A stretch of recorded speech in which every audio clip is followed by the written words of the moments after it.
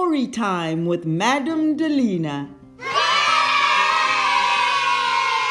Hello, boys and girls. Madame Delina's delighted to see you. Do you like playing hide and seek? Our friend in our story today is a very good hider. His name is Curly the Chameleon.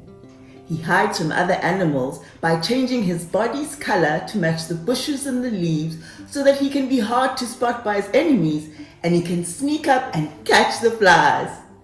This is called camouflage. Can you say camouflage? Great! Let's go on an adventure in the bushes with Curly the Chameleon.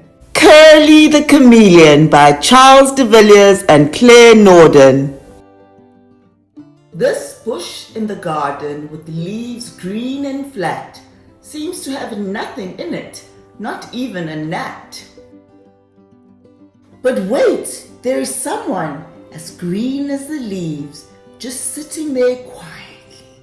Perhaps he believes we can't see him in there. What an odd little chap. He's not moving at all. Is he taking a nap? But no, he's awake. I saw his eye twitch, watching us, watching him. I wonder just which of us is the watcher. But let's take a look and try to describe our new friend in this book. He's Curly Chameleon. He really believes he's a dragon, the lord of the twigs and the leaves, with his long curly tail and his short noble snout and his big bulging eyes that look all about. And his scales and his claws, this creature can scare all the bugs and the flies, and they'd better beware.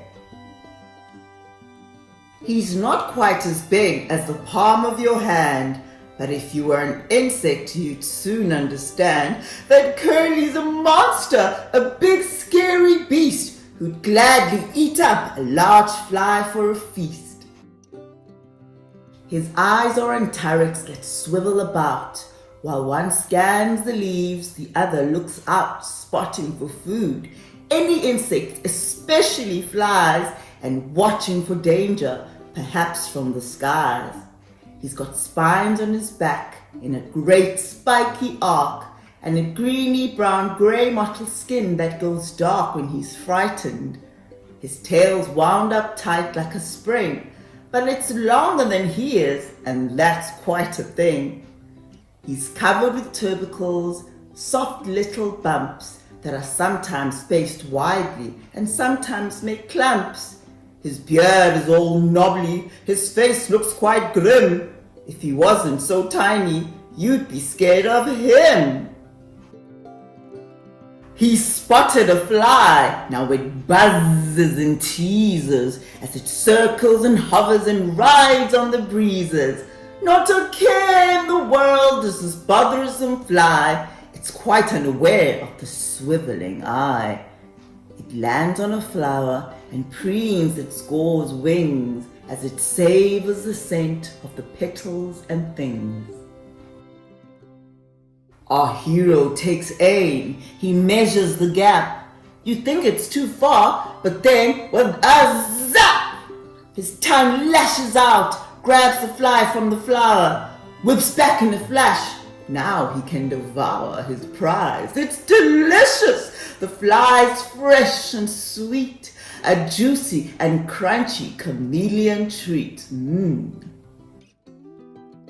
But while he's enjoying his afternoon snack, he keeps looking out, scanning front and back with his marvelous eyes. Just a minute, what's that? He's seen a small movement. The neighborhood cat! Now, cats are chameleon's most dangerous foes. They'll eat a chameleon right down to his toes. And a cat looks quite huge to chameleon eyes, just as big as chameleons look to the flies. What to do? Well, chameleons know a few tricks, and Curly has ways to get out of a fix. If you can't run away, then the very best plan is to hide where you are. Stay as still as you can. Now our hero gets darker. His color just fades into gloomy brown, royal blue, charcoaly shades. You might think that those colors aren't too hard to see, but they blend in so well with the branch of the tree and its moldy old bark that from down on the ground, it looks as if Curly's no longer around. Can you spot Curly in the picture? Well, he'll be very hard to spot by his enemies because he's been able to match his body's color with the branch of the tree. Remember, that's called camouflage. Let's find out if the cat is able to spot him. Cat narrows his eyes. He's sure he saw food, but now it's just gone, and that ruins his mood. He grumpily twitches his tail once or twice, and then wanders off to go hunting for mice. While Curly the chameleon has been able to hide so well from his biggest enemy, the cat. But oh dear, another enemy is lurking in the skies. What do you think it is this time? Will Curly be able to hide from it? Well, we'll find that out next time when we finish our story about Curly the chameleon. Hey, why don't you go play hide and seek this week? Madam Delina will go play with all her friends. You've been marvelous today, boys and girls. Goodbye, goodbye, goodbye for today. I'll see you next time, so hip, hip, hooray!